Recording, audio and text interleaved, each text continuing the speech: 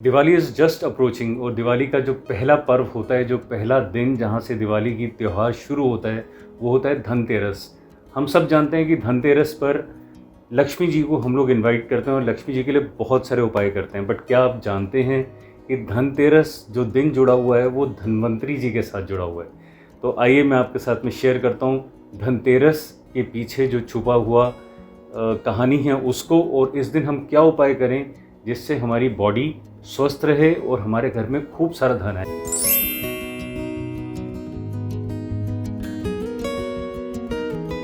नमस्कार, मैं हूं अमित महाजन, आप लोगों के साथ में जुड़ रहा हूं लेट्स अप पर एक बार फिर से उपायों को लेकर जो दिवाली पे हम लोग करेंगे, और दिवाली के 2 दिन पहले, दिवाली वाले दिन और दिवाली से 2 दिन आगे के लिए। तो जैसे मैंने आपको बताया कि हम लोग बात कर रहे हैं धनतेरस की।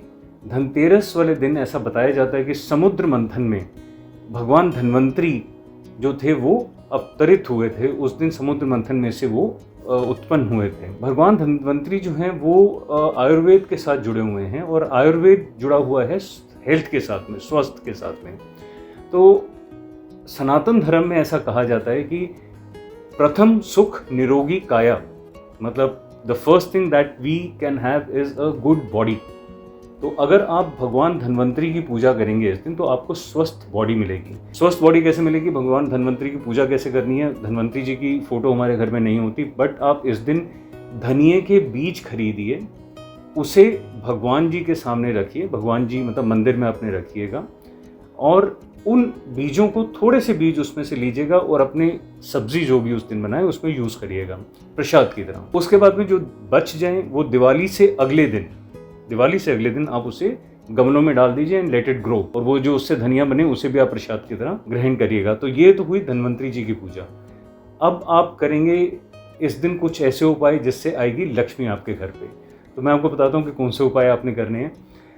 सबसे पहला काम, इस दिन झाड़ू खरीदने की बहुत ऐसा कहा जाता है कि अगर आप एक नई झाड़ू खरीद कर घर में लाएंगे तो लक्ष्मी जी उससे आती हैं आपके साथ में। तो झाड़ू उस दिन ज़रूर खरीदिएगा, पहली चीज़।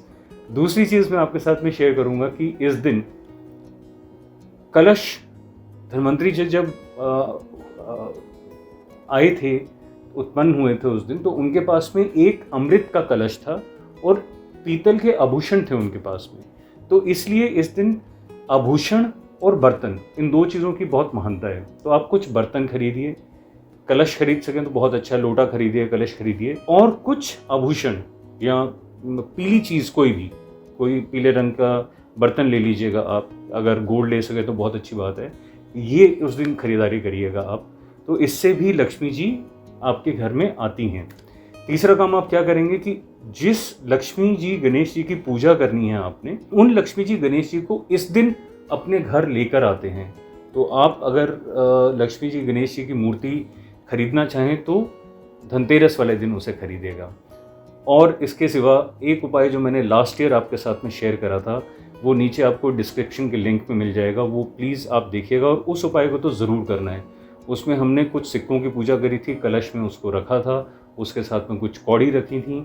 ये उपाय आप लिंक में से ज़रूर देखिएगा और इस उपाय को ज़रूर करना है। जिन लोगों ने पिछले साल करा था वो दोबारा इसे करेंगे, उन्हीं सिक्कों से, उन्हीं कौड़ी से, उसी कलश में कुछ एक आध सिक्का उसमें ऐड कर लीजिएगा, और उस वीडियो को देखेंगे, उसमें सब चीज़ें एक्सप्लेन करी हुई हैं। तो मैं आपके साथ में एक बार दोबारा से धनतेरस से अगले दिन, जिसे नरक चौदस कहते हैं या रूप चौदस भी उसको कहते हैं, उसका उपाय लेकर मैं एक और वीडियो में आपके साथ जुड़ूंगा। नमस्कार, अमित महाजन हूँ आपके साथ में, और देखते रहिए आप मुझे लेट्स अप पर।